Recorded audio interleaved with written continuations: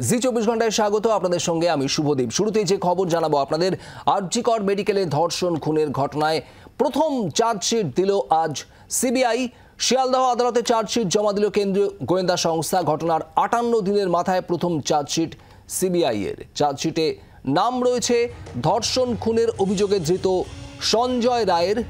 নির্যাতিতার মৃত্যুর 58 দিন পর এই চার্জশিট গঠন করল সিবিআই। আরজিকরের নির্যাতিতা মহিলা চিকিৎসকের মৃত্যুর পর থেকে বিচারের দাবিতে টানা আন্দোলন চালিয়ে যাচ্ছেন রাজ্যের বিভিন্ন মেডিকেল কলেজের জুনিয়র চিকিৎসকেরা। চলছে অনশন কর্মসূচি। এই মুহূর্তে সিবিআই এর তদন্ত প্রক্রিয়া নিয়েও ক্ষোভ প্রকাশ করেছেন জুনিয়র ডাক্তাররা। এই সব কিছুর মধ্যেই আজ এই চার্জশিট পেশ। পিয়ালি মিত্র আমাদের প্রতিনিধি রয়েছেন আমাদের সঙ্গে। পিয়ালি, সিবিআই এর প্রথম চার্জশিট আরজিকরে খুন ধর্ষণের মামলায় ঠিক কি রয়েছে চার্জশিটে, এখনো পর্যন্ত কি খবর? দেখো, এখনো পর্যন্ত যে ঘটনা ঘটেছে খুন এবং ধর্ষণের ঘটনা, সেই ঘটনাতে সঞ্জয় রায়ের বিরুদ্ধে অভিযোগ আনা হয়েছে। তাকেই এই ঘটনাতে এখনো পর্যন্ত অভিযুক্ত হিসেবে দেখানো হয়েছে। তার কারণ আজকে যে চার্জশিটটা পেশ করা হচ্ছে সেখানে সঞ্জয় রায়েরই নাম উল্লেখ রয়েছে। খুন ধর্ষণের সঙ্গে তার যোগসূত্র পাওয়া গেছে এবং একাধিক তথ্য প্রমাণ, সেই তথ্য প্রমাণের ভিত্তিতে কিন্তু সঞ্জয় রায়ের এই খুন এবং ধর্ষণের সঙ্গে জড়িত থাকার যে প্রমাণ সেটা পাওয়া গেছে, সেটা চার্জশিটে তদন্তকারী অফিসাররা উল্লেখ করেছেন। তার মধ্যে যেরকম যে সাইন্টিফিক যে সমস্ত রিপোর্টগুলো রয়েছে, তার মধ্যে ডিএনএ সহ যে রিপোর্ট, তার সঙ্গে সঙ্গে যে সিসিটিভির যে রিপোর্ট, এই সমস্ত বিষয়গুলো, এই সমস্ত রিপোর্টগুলো এই মুহূর্তে তোমাকে আপডেট দিয়ে রাখি যে কিছুক্ষণ আগে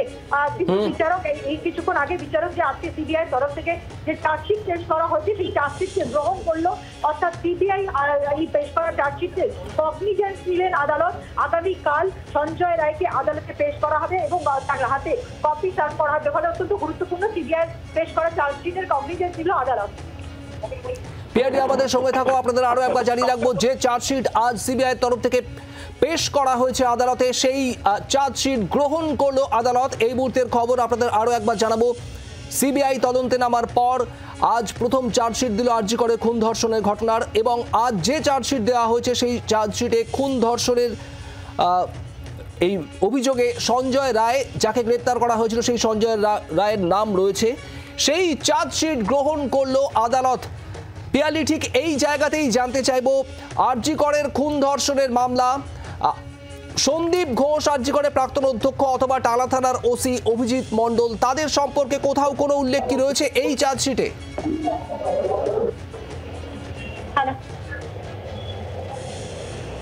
পিয়ালি,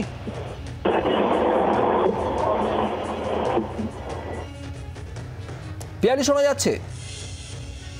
কিন্তু কগনিজেন্স নিল সিবিআই তরফ থেকে পেশ করা যে চার্জশিট, অর্থাৎ যে চার্জশিট পেশ করা হয় সেটার নিয়ম হচ্ছে আদালতকে সেই চার্জশিট খতিয়ে দেখতে হয়। আদালত বিচারক সেই চার্জশিট দীর্ঘক্ষণ ধরে খতিয়ে দেখেন এবং বহু ক্ষেত্রে আমরা দেখেছি যে কোনো টেকনিক্যাল কোনো রকম ফল্ট থাকলে সেই চার্জশিট অনেক ক্ষেত্রে গ্রহণ করা হয় না।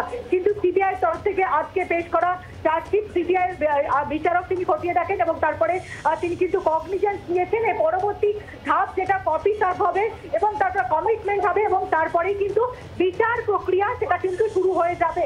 অর্থাৎ অত্যন্ত গুরুত্বপূর্ণ সিবিআই যে চার্জশিট আজকে পেশ করলো সঞ্জয় রায়ের বিরুদ্ধে খুন ধর্ষণ, প্রাথমিকভাবে ভারতীয় ন্যায় সংহিতার 64 ধর্ষণ 103+1 একেবারে খুন, এবং তার সঙ্গে আজকে যে চার্জশিট পেশ করা হয়েছে সেখানে 66 ডিএনএসটা যোগ করে সিবিআই তরফ থেকে সঞ্জয় রায়ের বিরুদ্ধে চার্জশিট পেশ করা হচ্ছিল। আগামীকাল তাকে আদালতে পেশ করা হবে, তার হাতে কপি তুলে দেওয়া হবে এবং এরপরে যে প্রক্রিয়া অনুযায়ী এই মামলার যে কমিশন সেটা শুরু হবে এবং তারপরেই কিন্তু বিচার প্রক্রিয়ার দিকে এগাতে পারবে আদালত এবং বিচার প্রক্রিয়ার শুরুর দিকে এগাতে পারবে। অর্থাৎ সঞ্জয় রায়ের বিরুদ্ধে যে চার্জশিট পেশ করা হয়েছে সেই বিচার প্রক্রিয়া শীঘ্র শুরু হওয়ার একেবারে সম্ভাবনা রয়েছে। অত্যন্ত গুরুত্বপূর্ণ 9 আগস্ট এই ঘটনা ঘটেছিল এবং ঘটনা ঘটার পর কলকাতা পুলিশ কিন্তু খুন এবং ধর্ষণের অভিযোগে সঞ্জয়কে গ্রেপ্তার করেছিল এবং তার একাধিক সংশয় ছিল যে গণধর্ষণের ঘটনা কিনা, আরো কেউ জড়িত কিনা।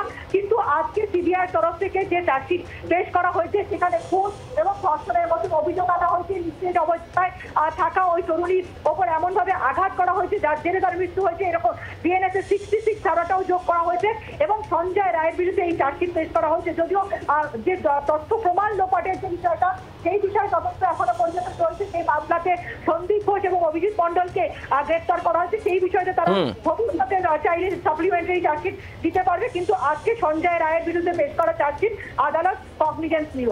পিয়ালি, ধন্যবাদ।